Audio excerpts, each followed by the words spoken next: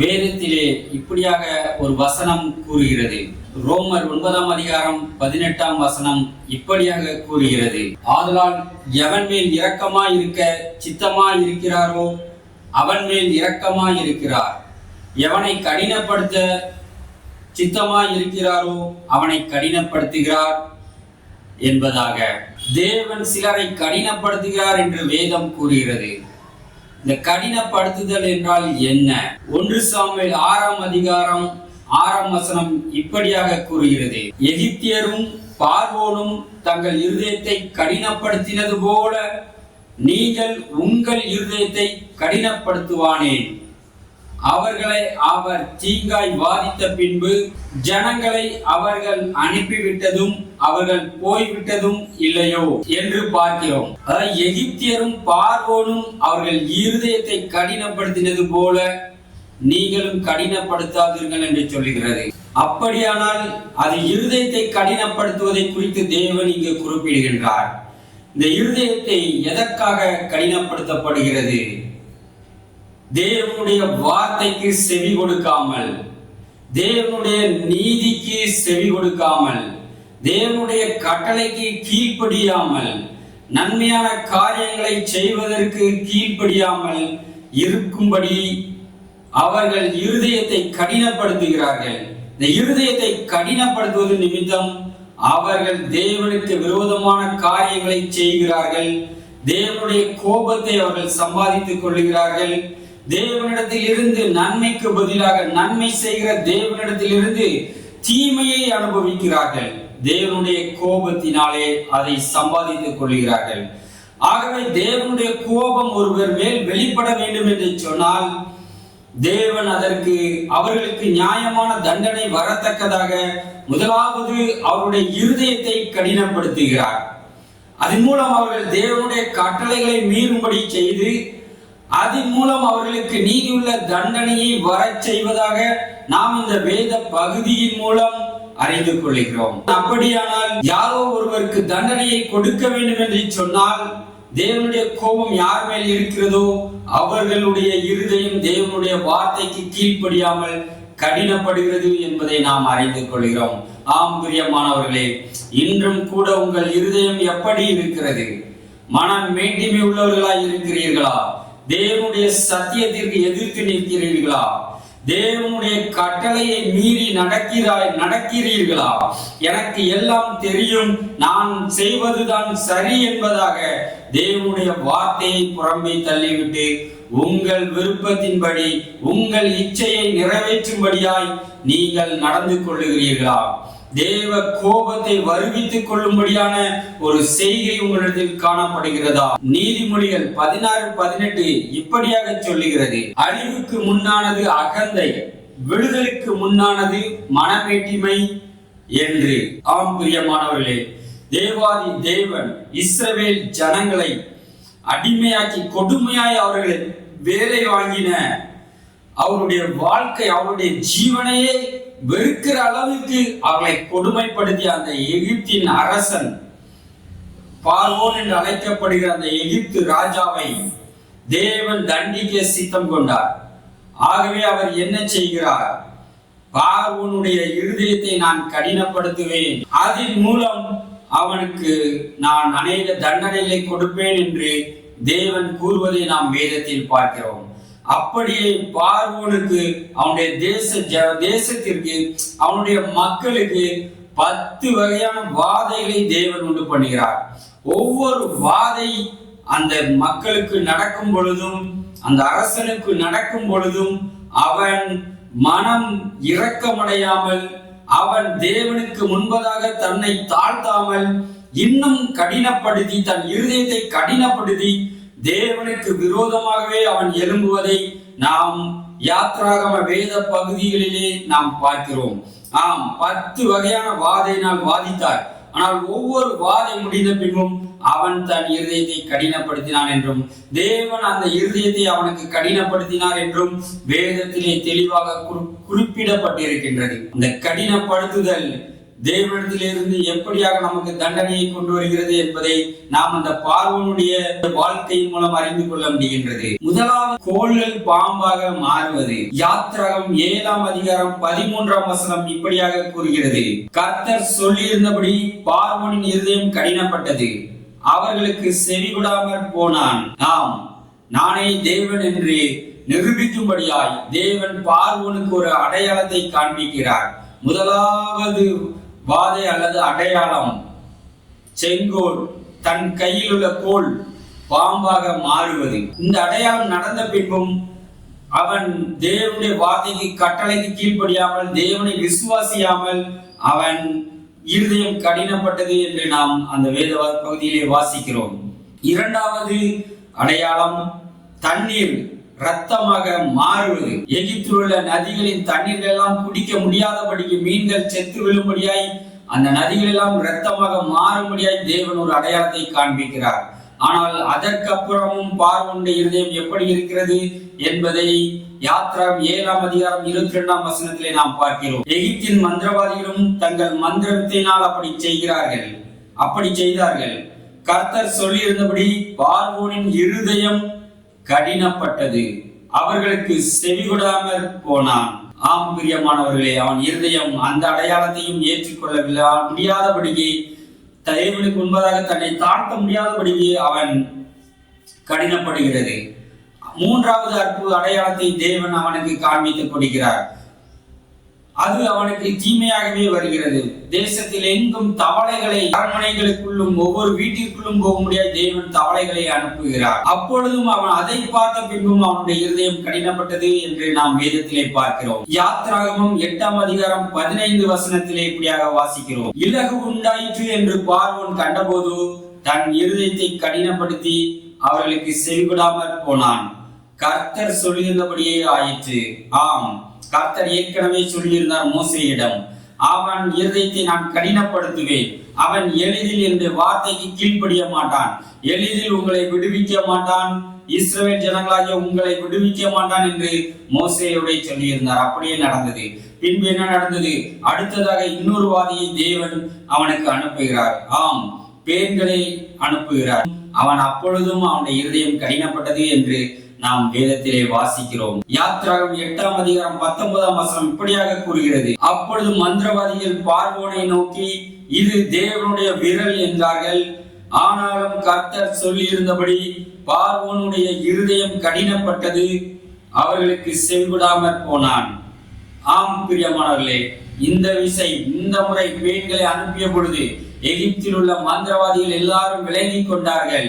அதுவரை எதிர்த்து நின்ற அடையாளங்களை அவர்கள் செய்தார்கள். ஆனால் இப்பொழுது அவர்களுக்கு விளங்கிவிட்டது இது தேவனுடைய விரல் என்று. ஆனால் அந்த மந்திரவாதிகளுக்கு விளங்கிய அந்த காரியம் இப்பொழுது, ஆனால் பார்வோனுடைய இருதயத்தை தேவன் கடினப்படுத்தினதின் நிமித்தம் அவனால் அதை ஏற்றுக்கொள்ள முடியவில்லை. அவர்களுக்கும் அவன் செவிகொடாமல் போகிறான். இதெல்லாம் ஏன் நடக்கிறது? பார்வோனை தண்டிக்க வேண்டும், அந்த எகிப்து மக்களை தண்டிக்க வேண்டும் என்று சொல்லி தேவன் கடினப்படுத்துகிறார். தொடர்ந்து அடுத்த வாதியை தேவன் அனுப்புகிறார். இந்த முறை வண்டுகளை அனுப்புகிறார். ஆம், தேசம் அழியப்படுகிறது அந்த வாதையின் மூலம். அப்பொழுதும் அவனுடைய இருதயம் கடினப்பட்டது என்று வேதம் கூறுவதை நாம் பார்க்கிறோம். யாத்திராகம் 8ஆம் அதிகாரம் 32ஆம் வசனத்திலே அப்படியாக தேவன் எழுதி வைத்திருக்கிறார்: பார்வோனோ இந்த முறையும் தன் இருதயத்தை கடினப்படுத்தி ஜனங்களை போக விடாதிருந்தான் என்று பார்க்கிறோம். அப்பொழுதும் அவன் மனம் திரும்பவில்லை, இருதயம் கடினப்படுகிறது. தேவனோடு அவன் போராடுகிறான் மேட்டிமை சிந்தையோடு. அடுத்த வாதியாக தேவன் மிருக ஜீவன்கள் மேல் கொள்ளை நோயை அனுப்புகிறார். ஆடு, மாடுகள், ஒட்டகங்கள் எல்லாவற்றின் மேலும் கொள்ளை நோய்களை தேவன் அனுப்புகிறார். அப்படி இருந்தும் அவன் தன் இருதயத்தை கடினப்படுத்தினான் என்று நாம் பார்க்கிறோம். ஆம், யாத்திராகம் 9:7 இப்படியாக பார்க்கிறோம்: பார்வோன் விசாரித்து இஸ்ரவேலரின் மிருக ஜீவன்களில் ஒன்றாயும் சாகவில்லை என்று அறிந்தான். பார்வோனுடைய இருதயமோ கடினப்பட்டது, அவன் ஜனங்களை போக விடவில்லை. மிருக ஜீவன்கள் இந்த முறை பாதிக்கப்படுகிறது, அப்பொழுதும் அவன் போக விடவில்லை. அடுத்ததாக தேவன் அடுத்த வாதையை அனுப்புகிறார். மனிதர்கள் மேலும் மிருகங்கள் மீதும் எரிபந்தமான கொப்புளங்கள் வருகிறது. ஆனால் அந்த வாதையை கண்டும் அந்த எகிப்தின் அரசன் அவன் தன் இருதயத்தை கடினப்படுத்துகிறான் என்று வேதம் கூறுகிறது. யாத்திராகமம் 9:12 இப்படியாக வாசிக்கிறோம். ஆனாலும் கர்த்தர் மோசேயோடு சொல்லியிருந்தபடியே கர்த்தர் பார்வோனின் இருதயத்தை கடினப்படுத்தினார், அவன் அவர்களுக்கு செவி கொடுக்கவில்லை என்று.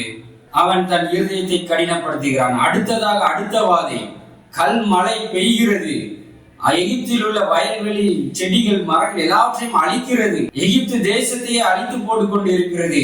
ஆனால் அவன் மறுபடியும் அவன் இருதயத்தை கடினப்படுத்துகிறான். அப்பொழுதும் தேவனுடைய வார்த்தைகளுக்கு செவி கொடுக்காமல் கடினப்படுத்துவதை நாம் வாசிக்கிறோம். யாத்ரா 9:34-35 இப்படியாக பார்க்கிறோம்.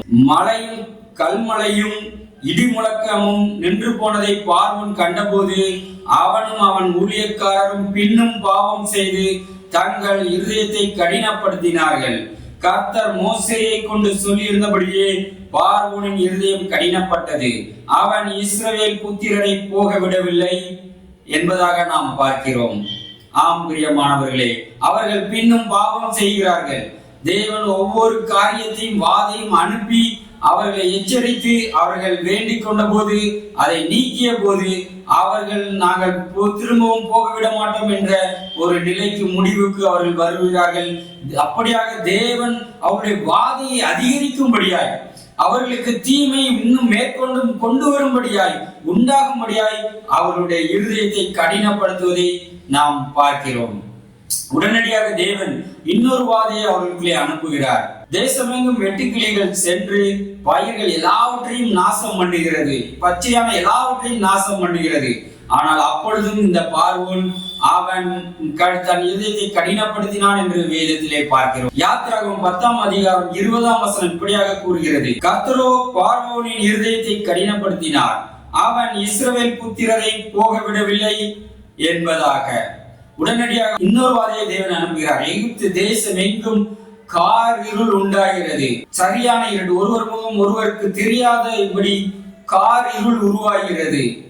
அப்பொழுதும் அவன் தன் இருதயத்தை கடினப்படுத்தினான் என்று நாம் வேதத்திலே பார்க்கிறோம். யாத்திராகமம் 10:27 இப்படியாக கூறுகிறது, கர்த்தர் பார்வோனுடைய இருதயத்தை கடினப்படுத்தினார், அவன் அவர்களை போகவிட மனதில்லாதிருந்தான் என்று பார்க்கிறோம். ஆம், அவன் இருதயம் கடினப்பட அவன் அழிக்கப்பட்டு கொண்டே இருக்கிறான். தேவனுக்கு விரோதமாய் செயல்பட தேவனுடைய வார்த்தை கீழ்ப்படியாத நிமித்தம் அவன் இப்படிப்பட்ட தண்டனையை அவன் அனுபவித்துக் கொண்டிருக்கிறான். இறுதியாக பார்ப்போம் என்று சொன்னால், பார்வோன் எகிப்தில் உள்ள தலைப்பிள்ளைகள் அத்தனை பேரையும் தேவன் ஒரே இரவில் கொள்ளுகிறார். உடனடியாக அப்பொழுதுதான் அவனுடைய ஊழியக்காரர் எல்லோரும் இந்த தேவனுக்கு முன்பதாக நாம் எதிர்த்து நிற்க முடியாது, இஸ்ரவேல் ஜனங்களை அனுப்பிவிடும் என்று ராஜாவுக்கு சொல்லுகிறார்கள். அவனும் மனதில்லாமல் வேறு வழியின்றி சம்மதிக்கிறான். உடனடியாக அந்த இரவில் இஸ்ரவேல் ஜனங்கள் எகிப்தில் இருந்து விடுதலை பெற்று அவர்கள் எகிப்து தேசத்தை விட்டு வெளியேறுகிறார்கள். எகிப்து தேசத்தில் இருந்து வெளியேறினவுடன் அவர்கள் சிவந்த சமுத்திர வழியாய் கடந்து செல்கிறார்கள். அப்பொழுது இன்னும் தேவனுடைய கோபம் தீரவில்லை.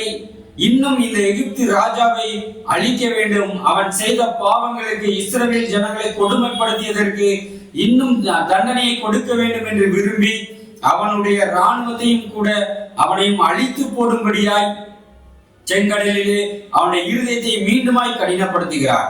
விடுதலை பெற்று செல்லும் அந்த இஸ்ரவேல் ஜனங்களை மீண்டும் அவன் துரத்தி செல்லும்படி தன்னுடைய எல்லா இராணுவத்தையும் கொண்டு அவன் துரத்தி செல்லும்படியாய் அவன் தன் இருதயத்தை கடினப்படுத்தி கொண்டு அவர்களை பின்தொடர்கிறான், மீண்டும் அவர்களை பிடித்துக் கொண்டு வரும்படியாய். அப்பொழுது தேவன் மிகப்பெரிய அற்புதமாகிய செங்கடலை இரண்டாக பிளந்து இஸ்ரவேல் ஜனங்களை அந்த செங்கடல் பிளந்த பாதையின் வழியே நடத்தி செல்லுகிறார். இந்த பார்வோனின் எகிப்து அரசனின் இராணுவம் அப்படியே அவர்கள் பின்னாக விரட்டி வந்து கொண்டிருக்கிறது. அந்த இராணுவம் அப்படியே அவர்களும் செங்கடல் நடுவே அந்த பாதையிலே விரட்டி சென்று கொண்டிருக்கும் பொழுது இந்த இஸ்ரவேல் ஜனங்கள் எல்லாரும் மறுமுனையிலே செங்கடலை கடந்து அந்த கரையை தாண்டு வரைக்கும் தேவன் அந்த கடலை பிளந்து வைத்திருக்கிறார். இருபுறமும் தண்ணீர் குவியலாக நின்று கொண்டிருக்கிறது. எப்பொழுது அந்த கடைசி இஸ்ரவேல் மனிதன் அந்த செங்கடலை விட்டு கரைக்கு ஏறுகிறானோ உடனடியாக அந்த குவிந்திருக்கிற அந்த தண்ணீர் மீண்டுமாய் மூடிக்கொள்ளுகிறது.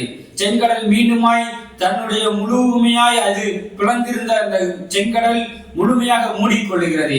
இப்பொழுது பார்வோனுடைய ராணுவம் முழுவதும் அந்த செங்கடலிலே அமிழ்ந்து அப்படியே அது அழிந்து போகிறது.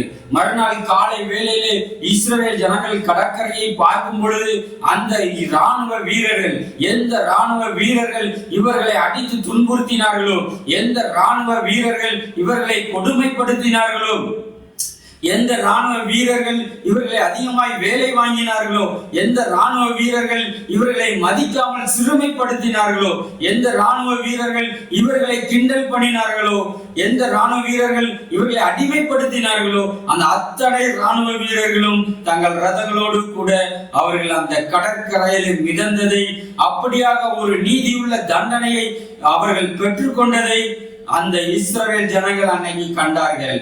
ஆம் பிரியமானவர்களே, முழுவதுமாய் எகிப்து தேசத்தை மாத்திரமல்ல, அந்த மக்களையும் அந்த கொடுமை செய்த ராணுவத்தையும் தண்டிக்கும்படியாய் தேவன் பார்வோனுடைய இருதயத்தை கடினப்படுத்தினார். ஆகவேதான் தேவன் சொன்னார், எவனை கடினப்படுத்த சித்தமாய் இருக்கிறேனோ அவனை கடினப்படுத்துகிறேன் என்று. தேவன் விருதாவாய் கடினப்படுத்தவில்லை. தேவன் அவர்களை தண்டிக்கும்படியாய், அவர்கள் மீது ஆக்கினை, அவர்கள் செய்த பாவத்திற்கு தக்க தண்டனையை கொடுக்கும்படியாய், அவர்களுடைய பாவம் அக்கிரமத்தை அளவை தேவன் அவர்கள் வந்து எட்டும்படியாய், அவர்கள் அதிகரிக்க பண்ணும்படியாய் தேவன் அவர் இருதயத்தை கடினப்படுத்தினார் என்று இந்த நாளிலும் நாம் வேதத்திலே பார்க்கிறோம். ஆம் பிரியமானவர்களே, நாளிலும் தேவனுடைய வார்த்தை உங்களுக்கு வரும் பொழுது நீங்கள் அதை கேட்டு மனம் திரும்பி தேவனுடைய வார்த்தைக்கு கீழ்ப்படிய உங்களை ஒப்பு கொடுக்க வேண்டும் என்று தேவன் எதிர்பார்க்கிறார். ஒருவேளை தேவன் உங்களை கடினப்படுத்த சித்தமானார் என்று சொல்வோம் என்று சொன்னால் நமக்கு வரும் தீமைகள் மிகவும் கொடுமையாய் இருக்கும். ஆகவேதான் நாம் வேத வசனம் இப்படியாக கூறுகிறது. உபாகமம் 10ஆம் அதிகாரம் 16ஆம் வசனத்தில் இப்படியாக பார்க்கிறோம், ஆகையால் நீங்கள் இனி உங்கள் பிடரியை கடினப்படுத்தாமல் உங்கள் இருதயத்தின் நுனித்தோலை விருத்த சேதனம் பண்ணுங்கள் என்று. ஆம், இனி நம்முடைய பிடரியை, தேவனுடைய வார்த்தைக்கு விரோதமாய் நம்முடைய இருதயத்தை நாம் கடினப்படுத்தினோம் என்று சொன்னால், நாமும் இந்த எகிப்து அரசன் அழிந்து போனது போல நாம் அழிந்து போவதற்கு வாய்ப்பாக அமைந்துவிடும். ஆகவே தேவன் மீது இரக்கத்திற்காய் கெஞ்சுகள். எவன் மேல் இரக்கமாய் இருப்பேனோ அவன் மேல் இரக்கமாய் இருப்பேன், எவனை கடினப்படுத்த சித்தமாய் இருப்பேனோ அவனை கடினப்படுத்துவேன் என்று தேவன் சொல்லுகிறார். ஆம் பிரியமானவர்களே, நாளும் தேவனுடைய இருதயத்தை, நயமுள்ள இருதயத்தை உங்களுக்கு கொடுப்பேன் என்று சொல்லுகிறார். உணர்வுள்ள இருதயத்தை கொடுப்பேன் என்று தேவன் சொல்லுகிறார். நாளிலும் அதற்காய் தேவ சமூகத்திலே உங்களை தாழ்த்தி ஒப்புக் கொடுங்கள். ஏனால் உபத்திரவம் வருகிறதா, போராட்டங்கள் வருகிறதா, பிரச்சனைகள் வருகிறதா, உங்களை நீங்கள் ஒரு விசை சோதித்து பாருங்கள். உங்கள் இருதயம் கடினப்பட்டு இருக்கிறதா என்பதை ஒரு விசை சோதித்து பாருங்கள். ஆம் பிரியமானவர்களே, என் வாழ்க்கையில் ஒரு பிரச்சனை வந்த பொழுது நான் யோசித்து நான் தெரிந்து கொண்டேன், நான் என் இருதயத்தை கடினப்படுத்தினேன், நான் அதிகமாய் கோபப்பட்டேன், நான் கோபத்தினால் சில காரியங்களை நான் செய்தேன். ஆகவேதான் இன்றைக்கு என் வாழ்க்கையில் இந்த பிரச்சனை இருக்கிறது. ஆகவே என்னை இனி நான் தாழ்த்துவேன். இனி நான் இந்த இப்படிப்பட்ட பிரச்சனைகளுக்கு நான் என்னை ஈடுபடுத்திக் கொள்ள மாட்டேன். தேவ சமூகத்தில் தாழ்த்துவேன். அவர் எனக்கு நீதியானபடி எனக்கு செய்வாராக என்று சொல்லி, அடுத்ததாக அப்படிப்பட்ட போராட்டங்கள், பிரச்சனைகள் வரும் பொழுது நான் என்னையே தாழ்த்தினேன், என்னையே விட்டு கொடுத்தேன். நான் எனக்காய் வழக்காடவில்லை, நான் எனக்காக யுத்தம் செய்யவில்லை, நான் எனக்காக போராடவில்லை. என்னுடைய இருதயத்தை ஒரு இரக்கம் உள்ளவனாய், ஒரு தாழ்மை உள்ளவனாய், பொறுமையுள்ளவனாய் நான் என்னை காத்துக் கொண்டேன். கோபத்தை எடுத்து விட்டேன், உக்கிரத்தை என்னை விட்டு நெகிழ்ந்து விட்டேன். அப்பொழுது தெய்வ சமாதானம் என்னை காத்துக் கொண்டது. ஆம் பிரியமானவர்களே, நாம் அதிகப்படியான கோபமோ, அதிகப்படியான பெருமையோ, திமிரோ நாம் கொள்வோம் என்று சொன்னால் அது நம்முடைய அழிவை தான் நம்மை அதை கொண்டு வருமே ஒழிய நம்மை வாழ வைக்காது, நமக்கு நன்மை செய்யாது, நமக்கு மேன்மையை கொண்டு வராது. ஆம், அதைத்தான் நீதிமொழிகள் 16ஆம் அதிகாரம் 18ஆம் வசனத்தில் இப்படியாக பார்க்கிறோம், அழிவுக்கு முன்னானது அகந்தை, விடுதலைக்கு முன்னானது மனமேட்டிமை என்று.